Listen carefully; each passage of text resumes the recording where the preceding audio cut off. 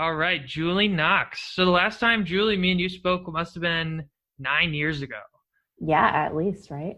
Well, because it's 2020 and we were seniors at Holy Cross in 2011. So yeah, Yeah, 9 years ago around this right. So it must time, have been springtime. Yeah, right around we graduation. were young and dumb, 20 years old, partying with all of our college friends, having a good Yeah, old time. thought we had problems. Yeah, yeah. Thought we had the whole world. At that time in my life, I actually was, I was an economics major. I graduated with my economics degree. And then I ended up going into insurance and finance, and I hated it. And now I'm in med school. So what were you majoring in at that time? And then what are you doing Oh now? God. So ironically, I majored in English and I started working at Pearson in publishing right after I graduated. I took a little brief stint away. I lived in New York City for a year and went to a publishing program at NYU, came back to Massachusetts and went back to Pearson. I've been there since, but in many different job titles and kind of different roles there. But yeah, still in educational publishing, which is kind of crazy right now with all the schools are being, Yeah, closed for the rest of the year. So it's been a little hectic the last couple of weeks, but yeah, so very still cool. kind of using my English degree, but I work all on math titles. So Okay. yeah, a little bit of everything. Yeah. Well, I at least want to table that for after the recording because I actually have a business idea that I want to talk to you about. But Oh, okay, good. that's enough for the listeners Let's consuming. do it. I didn't know you were in publishing, so very cool. But we're not talking about publishing today. I moved away from Massachusetts after we graduated, and we were always friends, but we didn't really stay in contact during my time away. But then you reached out to me talking about your experience with postpartum depression. And Yeah. I was so excited to hear from you. It was great to kind of hear from an old friend and reconnect. And I think my opinion is there's of course some stigma surrounding mental illness, but I think that there's like an additional layer of stigma surrounding postpartum depression. It's Yeah. like we have all these expectations that the world is just supposed to be so perfect once a baby comes out Oh, right. You're so and happy. You finally got what you wanted for so yeah, long. And yeah. yeah. And you're no longer like waddling around with this, belly, and Right. you're Right. trying to get back into some normalcy. But yeah, and so I did one podcast episode about postpartum depression. I've known some people who've dealt with this issue. So I think it's an extremely important disorder, illness, for lack of a better term, whatever you want to call it, but something Right. that we need to talk about. And, you expressed how you felt that the medical system kind of failed you in a sense, and you had to really advocate for yourself to get proper treatment. Yeah. So I'm excited to hear about that whole story. I think that this is going to be a great conversation. So let's kind of hear like when this Yeah. all started for you. So it's funny that you say you think there's even potentially more stigma with postpartum depression, because in a way, I feel like there's less stigma for me personally. So I'm one who I have struggled with mental illness since I was 16. I started going to therapy, taking antidepressants for anxiety, depression, on and off. So for, 16 years now. So like over half my life, really. And I think in a way, now dealing with postpartum, I almost feel like I feel more like it's more acceptable to share, Mm-hmm. because it's like, oh, well, I had this medical event occur and, there's hormones and there's all these other things involved that in a way I feel like I can kind of like blame it on that as opposed to just when you're going through your normal life. But I don't know, maybe that's just how I experienced it. But back up. So like I said, I've always kind of battled with some depression, taken, medication as needed. There was a family history that I really won't get into because it's, I think, not my story to share, but something that I've always kind of been aware of and I'd come to terms with. Of course, when I was trying to get pregnant, I decided I came off all my medication. And it's funny when you then are pregnant, you kind of get all these good hormones And, my doctor, we made sure I was taking really good vitamins, high levels of folate, to kind of just monitor things and see how everything was going. But when I was pregnant, I'm like, oh, I don't think I need this medication. Like, I'm doing so great. I'm not depressed at all. Like, I'm in a great mood all the time, no anxiety. So I'm thinking, oh, even when the baby's born, I'm just going to try to do this like cold turkey. And I knew I was going to breastfeed. So I'm thinking, we'll just kind of wing it and hope for the best. And I think it should be fine. But I did have, a doctor who I worked with previously for many years, who is one I could just, text if I needed her in an emergency situation or anything like that. Kind of had that in my back pocket, but I'm thinking, once the baby's born, I'm just going to be good. And well, so let's kind of pause here before we get into your whole pregnancy experience. So prior to getting pregnant, did you at least feel, I guess, one, like, were you dealing with kind of run-of-the-mill depression, anxiety? And also, like, did you find a counselor you liked? Did you find a medication that was like helping you? Like, were you actually being treated successfully? I would say like 75% successfully. Okay.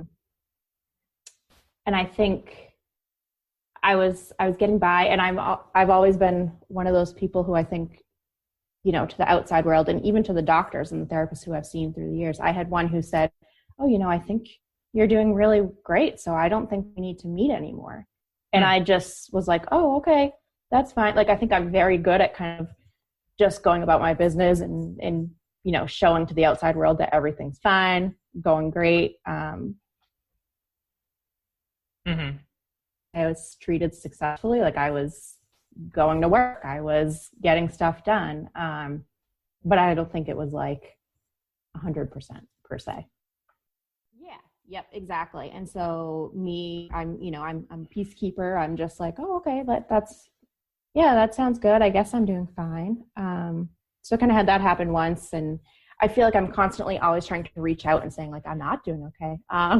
But I kind of got used to just functioning at a level that was, you go to work, you get your stuff done, you kind of check off all the boxes and getting through everything, but not at 100%. Okay. All right. So you kind of had it together, and I think that's kind of an accurate way to describe, any mental illness. It's like nobody is ever 100% cured anyway. Right. You're always going to be working on it. Yeah. It's always, a moving target. And so you kind of had it together. And so before I start to get into your pregnancy, this was your first pregnancy? Yes. So this was actually my second pregnancy. And this could be a whole topic for another discussion. I actually was pregnant a year prior and wound up actually having a bad miscarriage, wound up in the emergency room. Oh, so there was a level of some trauma around too. Yeah, so certainly. Yeah. That kind of lended to the whole thing. And just to kind of give our listeners, and me, because I don't really know your situation, were these planned pregnancies? Was this with someone who you were you a husband at the time or whatever, committed to at the time? Yeah. So you probably know Mike, who I actually started dating back in college. So we've been together now almost 12 years. Oh, wow. Okay. So we had been married for 3 or 4 years at the time when we decided to start trying. So yeah, it was definitely planned. Came off all my medication ahead of time. Really, it was planned. It was in the cards. Taking those prenatal vitamins. Oh yeah. Yeah. Okay. Exactly. And so was the pregnancy smooth sailing, or did you start to deal with some depression then? No, mentally I was doing pretty well. I think early on, because I had a miscarriage. So early on in my second pregnancy, then I did have some anxiety, but I think it was very situational and just given what I had been through, not too far previously. But yeah, as we got into the pregnancy, I was doing pretty good. You get all the good hormones that kind of carry you through. So that was probably the best I've ever been, honestly. Like, oh wow, mentally, yeah. Huh. Wow, that's very surprising. So when then did things start to really change? It was after, so I wound up actually going into labor on my due date. Great timing. Very well planned. I was in labor for, 30 plus hours.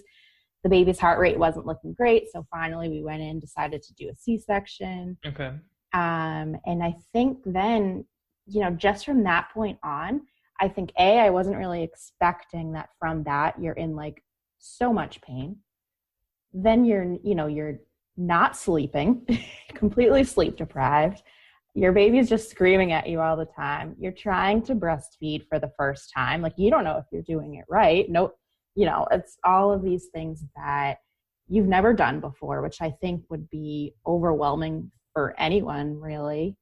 But I would say it was after we got home, and I think several weeks in, I just knew, I felt like my head was just underwater. I couldn't even think straight. And there was one time we were having a difficult time with breastfeeding. So my husband decided he was going to call, a lactation consultant and speak to the doctor and all this stuff. Cause he's a doer, if there's a problem, he's like, well, let's find out the solution, where I'm going to, ruminate over it and have anxiety over it and try and figure it out on my own and not bother anyone. So he's on the phone with the doctor. I have 2 dogs. They start barking, freaking out. And I just lost it. I chucked my phone, across the room. And ideally, I thought it was going to land on, like the dog bed or something. It landed on a dog bone, broke. And so then I have to tell my husband, like, I'm sorry, I accidentally broke my phone. But that was really, I think, one of the moments where I'm like, I gotta rein this in. And I think it was certainly many moments, late nights of just crying, sobbing, just completely not myself. And did it start immediately after the delivery, or like months after? Like weeks. Okay. I would say weeks, within 2 weeks to a month. Okay. And my mom, just in knowing me and knowing my history, at one point, I'm crying to her on the phone, and she just said, I think you need to call your doctor. I think you might have postpartum depression. And it was almost like, like a relief that she kind of suggested that. So the next day, I reached out to my doctor right away, and she started me on Zoloft just to help. I believe that's, at least in her sense, that's the safest one to take when you're breastfeeding. I had never taken it before. And I quickly went up to like the max dose. Okay. Over the next couple of months. So, and I think, and it's still an ongoing battle. I think it definitely helped. It definitely took the edge off a little bit, kind of raised my tolerance a little, but was not an ideal solution, but kind of helped me, get by for those couple of months. Well, and, this is actually very interesting that we're having this conversation. So I'm a 3rd-year med student, and actually right now I'm supposed to be on my OBGYN rotation. Yeah. But it's anything you want to know, let me. Yeah. I'll certainly, I'll ask you some quiz questions maybe at the end. Just kidding. But, we actually, our topic of discussion for online learning today, because we obviously can't go in, was postpartum depression. And for us, at least, in our medical perspective, we break it down into 3 categories, like the postpartum blues, postpartum depression, and then full on like postpartum psychosis. So, if you feel comfortable answering, were you having such severe depression where you had thoughts of ever wanting to hurt yourself or the baby, or really, like, how bad was your depression in the midst of this? Like, it was bad. It was definitely the lowest I have ever been. Yeah. But yeah, and I just thank God that, my husband was there and was kind of aware and able to help me. I don't know how someone would do it if they were, like a single parent, or they didn't have a good support system. And thank you for being, so honest and open about those experiences. But I really think it's important because it helps, in a sense, kind of normalize it. Because I think a lot of time people feel so ashamed that they have those feelings, rather than Oh yeah. realizing that it's really like a symptom of something that you're going through. Right. And I think, and then it's this, you're beating yourself up over, I should be so happy right now. This is a child I wished for, I dreamed of, she's here, she's healthy. So many people don't have that, aren't able to necessarily have that dream kind of come true. And so it's, you then feel that level of guilt that, why is this so much harder for me? Why am I not able to, cope with this? And so you got put on the Zoloft, you said, and now was that by your primary doctor or your OBGYN? No, it was by I think she is a psychologist, or she's like a psychopharmacologist. Okay. So someone who I had seen, several years prior, who I see pretty much just writes my scripts, isn't really. So most likely a psychiatrist. Yes. Yeah.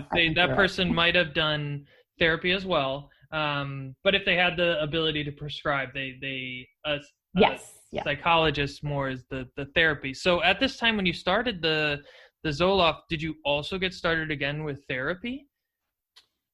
No. And I'll tell you, I didn't for several months. I would touch base with her here and there to just kind of say, how are things going, kind of touch points. I actually, about a month or two ago, reached out to someone who I knew, from a mutual friend, who is their therapist.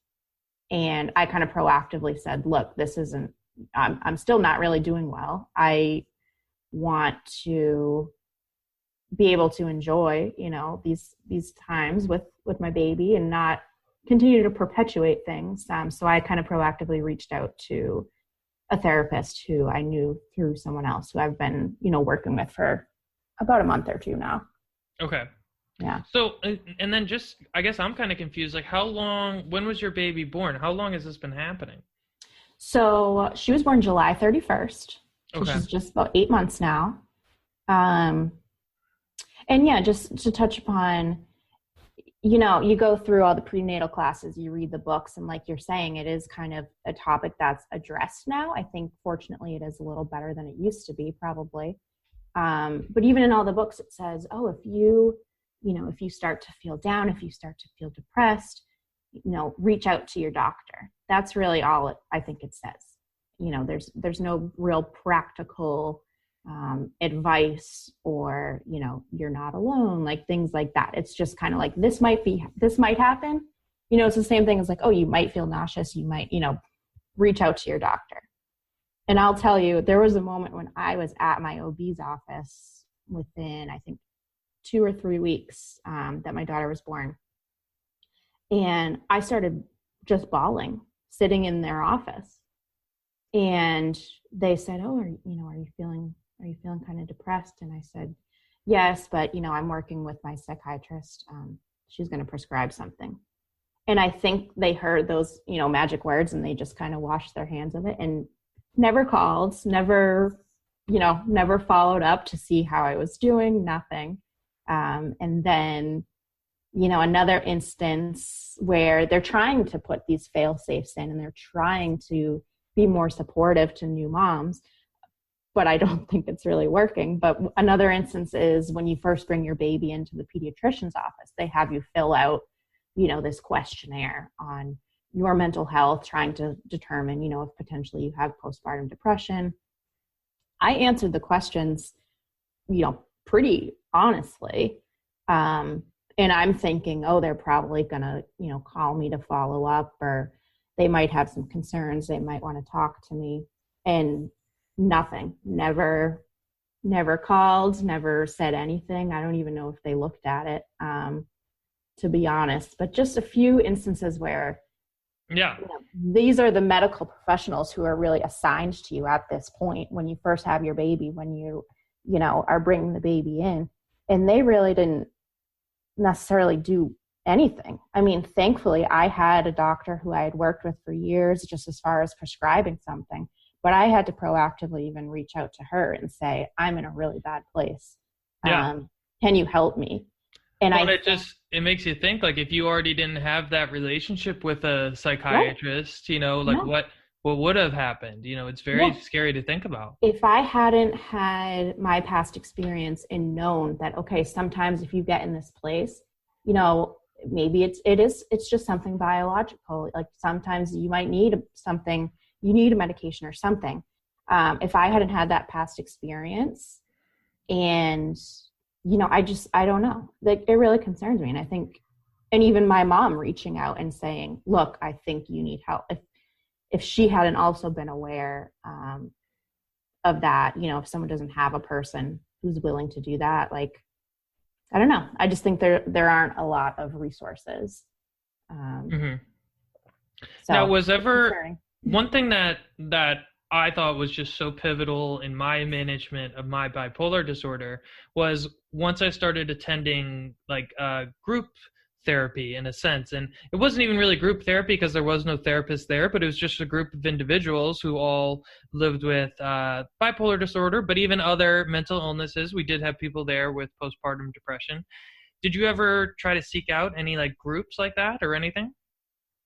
I didn't, to be honest with you. I think, and that is a great suggestion. I wish someone had suggested Yeah. that. And it's a little hard to do right now. Maybe Yeah. there's like an online version, but it's certainly not as good. That in-person kind of Yeah. that environment is just so much different. And I'll tell you one thing that, kind of in the similar vein, is I started kind of following different accounts on Instagram that were, for moms, by moms type of thing. Because I think it's especially when you're depressed, but even just having a new baby in general, it's completely, you feel very alone. It's very isolating, right? Like you're sitting up at 3:00 in the morning and you feel like you're the only person in the world awake. And you have no idea what you're doing and you got to figure it out on your own. So I think that kind of helped a little bit, is trying to find like real moms in real accounts. There's one like Psyched Mommy that kind of deals with postpartum depression, just different kind of resources, just on Instagram even. I guess, do you know any Instagram accounts off the top of your head that the listeners could check out if they're Yeah, so let me open. So one of them is called Psyched Mommy, so PSYCHED, and I believe that she's a doctor, but she is all about mom's mental health, and I think that was a great resource. I'm trying to think of other ones, but even like just different hashtags that she would share, like postpartum depression, like 1 in 4, which, is for women who have had a miscarriage. Healthiest baby is one, but just different. And I'll have to look up some more and let you know. Yeah, and we can, when we make the advertisement for this, we can certainly tag them. But yeah, I mean, I do think that it just puts like an actual face on a disease and almost like a goal of someone to emulate. So what kind of lessons have you learned along the way? And like, do you feel like you're managing it better than you were at the beginning? Yes, I definitely feel, thankfully now, like, I think we turned a corner even, maybe, well, at first, once she was 6 weeks old and she started smiling, right? Because then you're like, okay, I'm up, I'm up at all hours. This is a thankless job, but I'm getting a little smile. Yeah. But I would say finally, I mean, it was months, but even now, like, I just enjoy her so much, and I'm trying to, even if there are moments where I'm up rocking her late at night, I'm trying to just soak it in and say, you know what, this time's not going to last. They grow so fast. Like, I just have absolutely a much better perspective now. I'm in a much better place. But I think, and this is one of the biggest lessons that I learned, is something my new therapist who I seeked out said to me the other day, is instead of, beating yourself up that I wish I could do this all over again because I didn't enjoy those newborn days. It's kind of this guilt that Mm-hmm. I don't think I did it right. And I'm worried, what if I harmed her like in some way, or, some psychological, she knew I was angry, or she knew I was upset. She knew I was down. And my therapist said, instead of thinking that, why don't you tell yourself, I was in the lowest point I've ever been. I felt so terrible, and yet I still picked myself up every day and I took care of this baby. I kept this child alive, and I did my very best, even when, I'm sure you'd rather just have stayed in bed all day. And I think I've just been kind of trying to arm myself with that when my mind goes to that place of, I feel guilty. I wish I could do it all over again. Which helps a little, but it's funny because like you need someone else to say that to you. I think that helped. So I think that's probably a good point. Like you said, is trying to find someone else who potentially has gone through this and can tell you stuff like that from the other side. Because it's too hard to tell yourself when you're in it. Yeah. Yeah. So, we've talked, of course, about the medication. You recently started seeing a therapist, and it seems like you've had already beneficial experiences with them. Yeah. But, what else? Is there been any like exercise component, meditation component, socializing with friends, or what else have you tried to add into your life that's helped out with this? I will say, and I think, I have been trying to be active, at least 30 minutes a day. And I started that, when she was just a couple of months old. I would make myself, make us go out and walk around the block at least to get moving every day, get some sunshine. But I think it's been, at least for me, just trying to acknowledge that my life is never going to be the same as it used to be. So I'm now trying to do even, everyday tasks like doing the laundry, doing the dishes, like everything. I am trying to kind of learn new ways on how to do that when you also have a newborn, rather than, trying to cram it all in when she's asleep for 2 hours before you go to bed. So just kind of adjusting my expectations on like everyday life, and learning that, you got to be a little flexible along the way. But I don't know. And then I guess other than that, just, I guess it's still a work in progress. Yeah. Yeah. And, kind of like we said earlier, it's like, you'll probably never have it fully figured out. You'll never be 100% better, but I don't know if you and your husband are planning on having another kid, but some of the stats are, of course, that if you experience postpartum depression once, you could, of course, very well experience it again. And so at least in the next pregnancy, if you do go down that road, you'll be much, much, much better prepared. Exactly. And I think that is something, that I've thought about as well. And now I'm even debating, I kind of not forced myself, but I had decided I wanted to breastfeed. So that limited, what I was able to take. So I've even been debating that for in the future. Do I, what is more beneficial to my child? Will it be more beneficial if I breastfeed again and kind of deal with those same emotions and work through that? Or potentially, do I just start formula feeding right away and know that this is, that's a decision I need to make? Like, so that's something that even in the future, I'm starting to think about. Cause I breastfed my daughter for 7.5 months, and then, 6.5, and then started, my old medication that I used to take. And to be honest with you, I think that is really when things started to turn around a lot, which I didn't mention before, but. Okay. Yeah. And, good thing I'm not a psychiatrist yet, because I used to know off the top of my head which SSRIs actually crossed into breast milk the most, but right now I cannot remember. So I'm not even going to try to go down that road and explain which ones. Yeah. And I used to know. Yeah. Well, you'll have to brush up on that. Yeah. For your test. But, yeah. And you get kind of conflicting information, because then at one point, my OB was like, oh no, I think you can take, you can take Lexapro, that's fine. And so I mentioned it to my doctor, and she's like, yeah, no. She goes, she can say that, she's not the one writing the prescription, but Yeah. she's like, yeah, I wouldn't do that. Yeah. So again, you get conflicting info, but. And then something you said that it kind of, since we're talking right now in the midst of coronavirus, one thing I've kind of realized, I think we all right now with coronavirus do feel some elements of depression and isolation and boredom. And I've really, I think, underestimated the power of actually cleaning. And, I'll have these days where I feel like a piece of shit and I don't do anything and I'm just really down, and I definitely feel depression kind of creeping back into my life. But it's like, okay, well, I'll work for 15, 20 minutes or whatever, cleaning the dishes in the kitchen.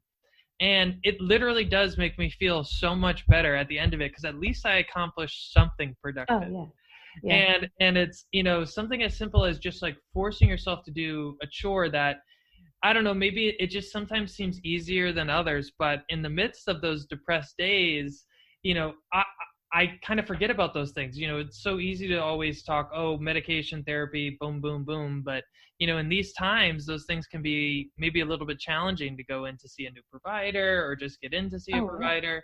And something just as small as that can really, I found it be helpful. Yeah. And it's funny you mentioned that, because I'm totally someone who, I very easily kind of take on the environment around me. So I like to try to keep things pretty tidy, and I like to have the dishes done, and I like to, put the clothes away. And so I think that was like a huge thing too, once I had a baby, that's like, you have to let go of some of that stuff. Yes. But I agree with you, because even when we knew we were going to start, kind of self-quarantining or, staying in, 3 weeks ago now at this point, I said to my husband, I'm like, I think every night before we go to bed, can we just make sure that all of the baby's toys are away and tidy? Because if we're going to be in this house, for God knows how long, like that's just one thing I think we're going to have to do like every night. So we've definitely been trying to do that. Little things like that I agree. You feel like, okay, I accomplished something. There's order in the world, whatever, little thing that we can control in this time, I think definitely helps. So how has coronavirus impacted your postpartum depression? Yeah, I think it's funny because, like I said, it was really just, 6 weeks ago, almost, that I started taking my regular medication, and I'm starting to feel good. And I'm thinking, like, I got this, I'm getting back into kind of the normal stride of things, and got our schedule down, and the baby's sleeping through the night. And, I'm thinking everything is all good. And of course, right when you think that is the case, life's going to throw you a curveball. Yeah. But so now it has definitely heightened my anxiety. I'm definitely, and I think a lot of people, or anyone really with an anxiety problem, it's like you're used to, at least for me, what helps is having a schedule and getting kind of, knowing what's coming around the corner, knowing what to expect, knowing what your day is going to hold, what's your weekend going to look like. And now that's all out the window, and we have no idea when things will go back to normal, if they ever will. So I think that's been the hardest for me right now. And because, we have, grandparents come in and babysit while I'm working and my husband's working. We haven't had any extra childcare. So we're kind of trying to work from home and split childcare at the same time. So it's tough. That's one thing I forgot to ask you kind of about this. So, did taking time away from work impact your postpartum depression? Did getting back into work help with the management or make it worse? It definitely made it worse. So I was very fortunate in that I had 14 weeks off, which, and everyone I've spoken to is, I think close to one of the best in the States. I don't know. And I actually debated, do I want to try to take more time? Because it was really, I was not in a great place 14 weeks out. But I knew they were kind of shuffling things around at work. And then I'm thinking, well, maybe it'll be good to kind of have, that kind of mental stimulation again and be talking to adults and everything and try to get back into quote unquote, my old life, my normal life. But I think that was definitely an added challenge to deal with at the same time, because then, and I was still breastfeeding and pumping. So it was like, you get into something and get pumped 2 hours later and all that. So it's a lot for sure. And then there's a layer of guilt where, if she didn't sleep well on a Monday night, I'd say, oh, well, who was babysitting her Monday and did they not keep her on a nap schedule? It's this layer of, should I just be taking care of my own child? Do I know how to do it best? And just trying to juggle all of those things. I think it's a lot that we expect. And I can't even imagine had I had to go back earlier than 14 weeks. I mean, I just don't know. Yeah. I don't know how other women do it. Some go back at 2 weeks, 6 weeks. Like, it's just crazy. Yeah. And it's, of course, individualized and, different for everyone given their situation. Yeah. And maybe, of course, some people never go back. So now, Julie, let's imagine that someone in a similar circumstance, maybe they just got pregnant and they have a past history of depression and anxiety, or maybe they just gave birth and they're starting to deal with these emotions. What advice would you give those listeners, or maybe even a spouse who's trying to help out their wife or girlfriend going through this? Yeah, that's a big one. Well, my advice if I have a friend or one of my sisters get pregnant someday, is I do believe, we read so much about the pregnancy, right? And we have all these apps like, oh, the baby's the size of a banana this week and all this. I would try to recommend to women that you really prepare yourself for the baby, like not just the pregnancy. And it's funny because you do, you make your baby registry and you get the nursery ready and you're nesting and you buy, your diapers, you got to buy everything you think you need. But I think just acknowledging that things are going to be crazy for several weeks or months, you're never really going to get back to that regular schedule, and just kind of preparing yourself for that. I would advise that to anybody, regardless of if they're dealing with depression or any emotions going on. And then I think my advice for any woman who is, dealing with these negative emotions is just to know that you're completely not alone. And like you said, trying to reach out or trying to find people who have gone through it. And I think maybe that's something that a spouse or a partner or a friend can really help with, because when you're in the thick of it, you're not thinking like, oh, well, let me find a helpful podcast, or let me, you know what I mean? Like, you're just kind of trying to survive. You're just trying to get through it. So I think that's something that potentially an outside person can help, and just remind them, there's nothing wrong with the way that you're feeling. Like, it's not your fault. And just know that you're not alone. I think, and one thing I had to do too was, quite frankly, unfollow a lot of, like Instagram moms of all these people who they had their baby 2 weeks ago and they're posting on, their sponsored ads with their hair all done and everything, life is perfect and all this. And just stop comparing yourself to other women, to other moms out there. Which is tough, right? I think we're always going to do that, but find some allies that you can either follow or that you can befriend, or someone who has a child, and just, kind of find common ground. Because even though it feels like one of the most isolating times in your life, you're really not alone. There was one podcast I found, it's called The Longest Shortest Time. And it's all about moms, a different mom every episode kind of sharing their experience with the newborn days. And a lot of even just the one lines that people speak and, really resonated with me. And it's kind of that feeling of like, oh, okay, everyone else has gone through this too. Maybe not to the same degree, but a lot of the same emotions that you think are necessarily, not right or, just not everyone kind of feels to some degree. Yeah.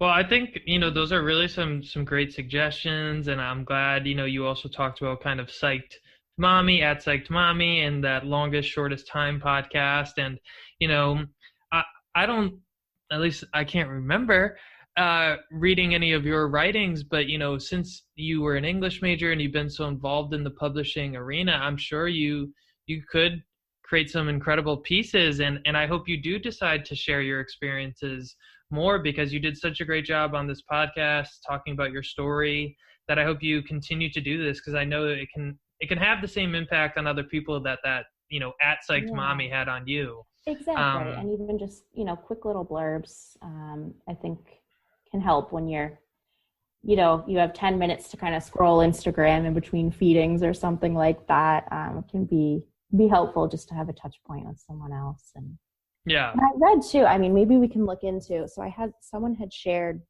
that there was potentially this program in New York City that, hospitals were going to start doing like home visits to check on new moms and new babies. And I thought that was a great idea. And again, I'll have to find it and see if I can send you the article. But it was something where I'm like, yeah, once you have the baby, it's like the baby's the patient. Yes. And you're just, okay, you're like, your job here is done. It's now all about the baby.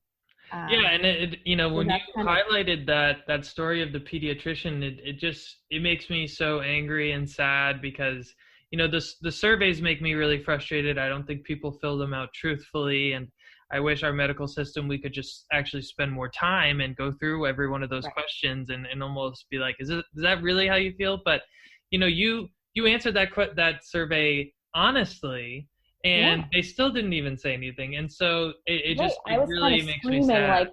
Like, metaphorically screaming, raising my hand, like, please, I need help. I'm filling out the survey actually truthfully. Yeah. And, and never a word. So it is, I don't know, something's got to change. But in the meantime, finding other resources, online through writing, podcasts, what have you, I think right now it seems like that is what's helped me the most, is just trying to personally be proactive and say, you know what, I need help, and trying to find those resources on my own. Yeah.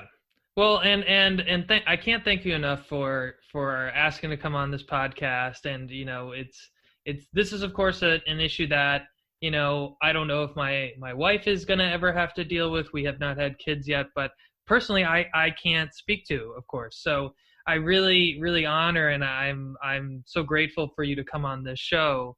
And I just really want to share my own, at least personal experience with sharing my own story of bipolar disorder. Is that what I've really learned is it's actually its own version of therapy in itself, of me talking about my own issues, making an effort to try to help other people. Doing those kind of things help me manage my disorder better.